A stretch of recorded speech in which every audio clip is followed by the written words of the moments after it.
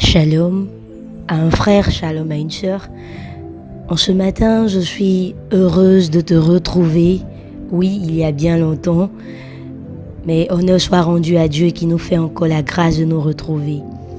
Et en ce matin, je veux partager avec toi une pensée de la Bible qui m'a fait énormément de bien. Et cette pensée est tirée de Ésaïe 43, du verset 16 au verset 21. La Bible nous dit, autrefois, le Seigneur a ouvert un chemin dans la mer, une route à travers l'eau puissante. Il a fait sortir des chars et des chevaux, l'armée avec sa puissance militaire. Ils sont tombés pour ne plus se relever, ils se sont éteints, ils ont brûlé comme la mèche d'une lampe. Maintenant, le Seigneur dit, ne pensez plus à ce qui est déjà arrivé, oubliez le passé. En effet, je vais faire quelque chose de nouveau qui grandit déjà. Est-ce que vous ne le voyez pas? Oui, je vais ouvrir un chemin dans le désert. Je vais faire couler des fleuves dans ce lieu sec. Les animaux sauvages, les chacals et les autruches me rendront honneur, car j'ai fait couler de l'eau dans le désert. Des fleuves dans ce lieu sec. Oui, je veux donner à boire au peuple que j'ai choisi. Ce peuple que j'ai formé pour moi chantera ma louange. Amen. Waouh! Quand nous lisons ce texte, nous voyons que notre Dieu est un Dieu du changement, est un Dieu du renouveau. Le Seigneur s'adresse ici à son peuple qu'il a choisi, à la nation d'Israël, en disant à cette nation-là que vous avez vu certainement des prodiges que j'ai fait avec vous lorsque j'ai ouvert un chemin dans la mer. Vous avez vu certainement comment le peuple d'Égypte a été renversé par ma force. Mais oubliez ce qui s'est passé, car je veux faire quelque chose de nouveau avec vous. Cette parole s'adresse à toi et à moi, parce que lorsque nous sommes venus au Seigneur, nous pouvons peut-être ne pas avoir conscience de cela, mais la lutte que le Seigneur, sinon le combat que le Seigneur a mené pour nous, pour que nous puissions croire en lui, est une lutte extraordinaire. Devenir chrétien est le plus grand miracle qui puisse exister dans la vie d'un homme. Et le Seigneur te dit, oui, il est vrai, tu es devenu chrétien et j'ai tellement fait des choses pour toi, sûrement qu'aujourd'hui tu ne bois plus, sûrement qu'aujourd'hui il y a des vices que tu as abandonnés, mais le Seigneur te dit à toi et à moi encore qu'il veut faire quelque chose de nouveau avec nous.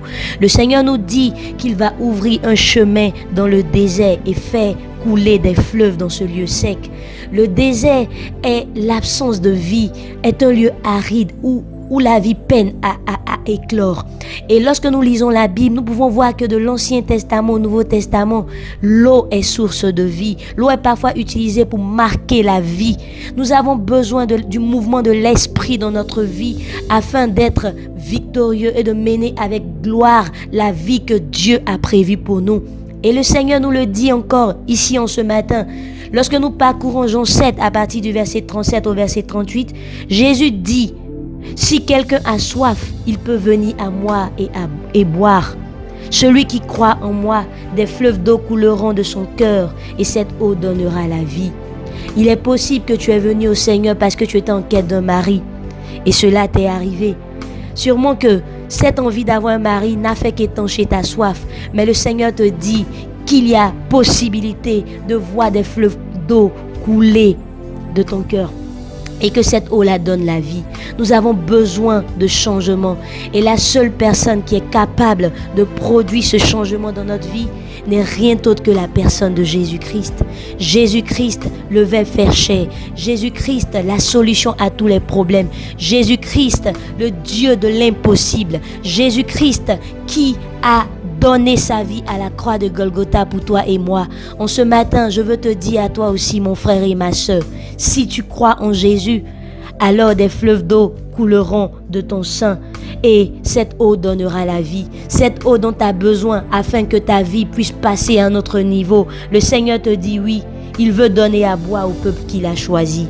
Il veut que ta soif ne soit pas seulement qu'étanchée, mais que des fleuves d'eau coulent de ton sein.